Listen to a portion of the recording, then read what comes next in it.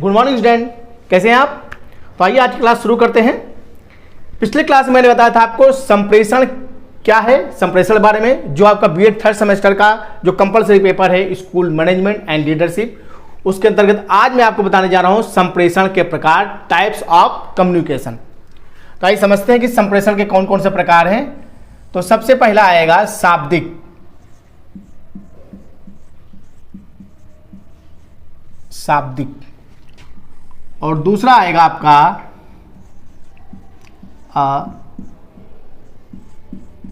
अशाब्दिक, यानी कि वर्बल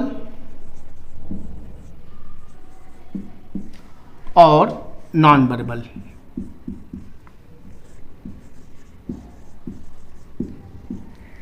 वर्बल और नॉन वर्बल।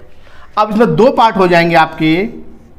पहला पार्ट हो जाएगा मौखिक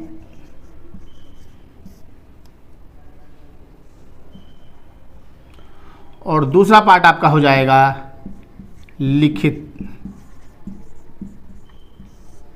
क्लियर है। अब आते अशाब्दिक में। अशाब्दिक में आपके तीन पार्ट हो जाएंगे। कितने पार्ट हो जाएंगे? तीन पार्ट हो जाएंगे। तो सबसे पहला पार्ट आएगा वाणी संकेत। वाणी संकेत। दूसरा आपका आएगा चक्षु। चक्षु या चक्षु यानी जो आंख से देखते हैं, या मुख्य। मुख्य मुद्राएं।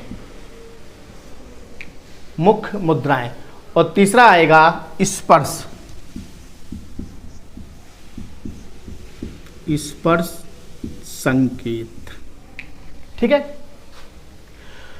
तो जो मौखिक है, मौखिक में क्या होता है? तथ्यों तथा पुस्तकों और सूचनाओं के आदान प्रदान को हम मौखिक के अंतर्गत लाते हैं। यानी कि मौखिक में तथ्यों, सूचनाओं और विचारों का आदान प्रदान मौखिक रूप में करते हैं, यानी बोल कर करते हैं, उसको हम बोलते हैं मौखिक रूप में। उसकी जानकारी सामने वाले व्यक्तियों को देने का प्रयास करते हैं। और जो लिखित होता है, तो लिखित में हम क्या करते हैं? लिखित जो लिख कर देते हैं, लिख कर सूचनाओं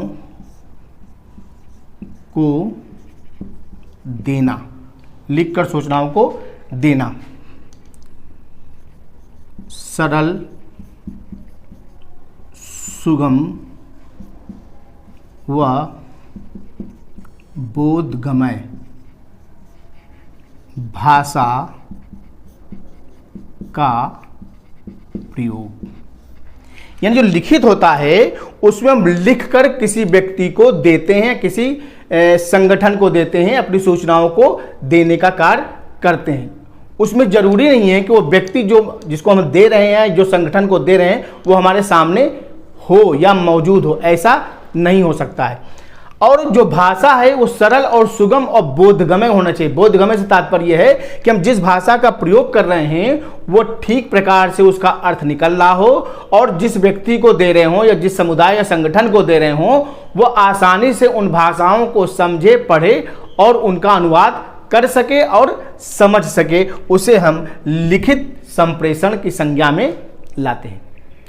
अब नेक्स्ट आएंगे अशाब्दिक। जैसा कि नाम से है, नॉन वर्बल, जिसका कोई शब्द नहीं होता, अशाब्दिक। ठीक है। तो यानी वाणी संकेत।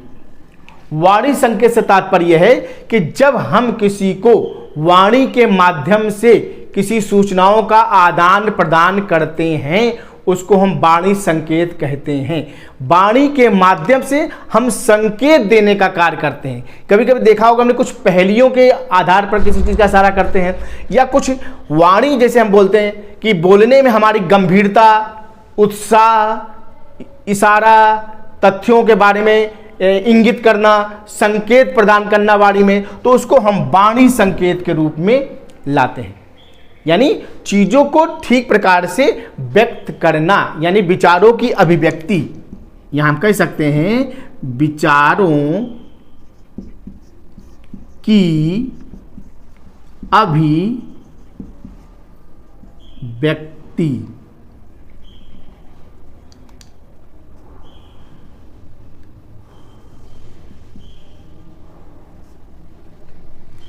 विचारों की अभिव्यक्ति,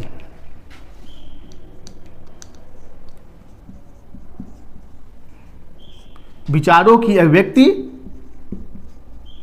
व्यक्ति तक पहुंचाने का कार्य, यानी अपनी अभिव्यक्ति को दूसरे व्यक्ति तक पहुंचाने का कार्य वाणी के माध्यम से हम करते हैं। क्लियर है।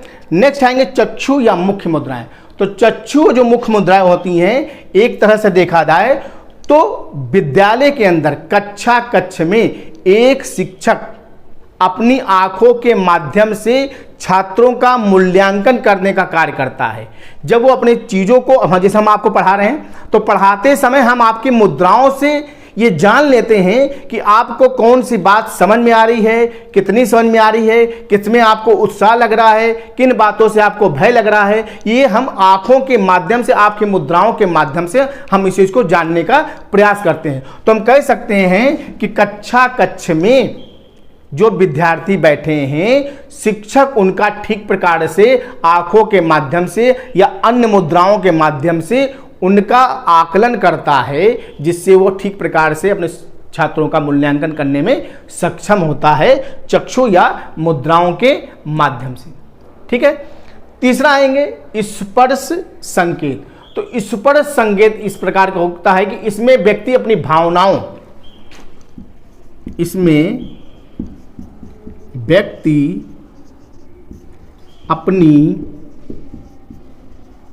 भावनाओं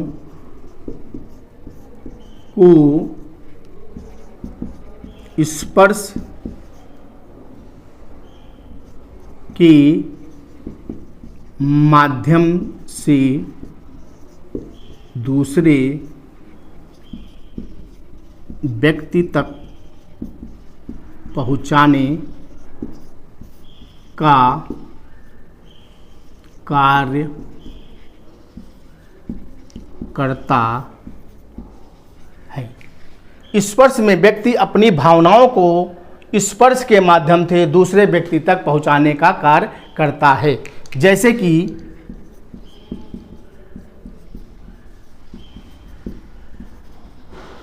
हाथ मिलाना। तो जब व्यक्ति हाथ मिलाता है तो एक दूसरे के हाथ मिलाने से वो जान जाता है कि वो व्यक्ति हमसे खुश है या नाराज है, शत्रु रूप में हमसे मिलने आया है, दोस्त रूप में मिलने आया है या बहुत इष्ट मित्र है। तो हाथ मिलाने या स्पर्श करने से इस चीज़ का आभास होता है। दूसरा चीज़ क्या है कि दृष्टिहीन बालकों के भाषा संबंधित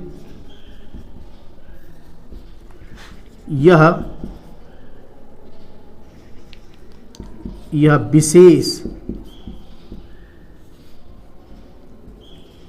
भाषा है जो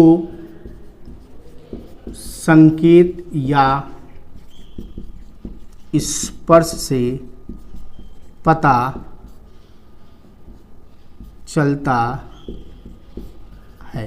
तो जो दृष्टिहीन बच्चे होते हैं उनके लिए बहुत ही अच्छा ये होता है कि उनके स्पर्श से हम जान जाते हैं कि वो क्या चीज़ अभी अपनी अभिव्यक्तियों को व्यक्त करना चाहता है। तो ये हैं एक तरह से संप्रेषण के साधन। जब हम एक दूसरे से कम्युनिकेट होते हैं या बात करते हैं तो ये कम्युनिकेशन के क्या हैं, प्रकार हैं, संप्रेषण के प्रकार हैं। ठीक है, क्लियर हो गया? आज के इतना ही, धन्यवाद।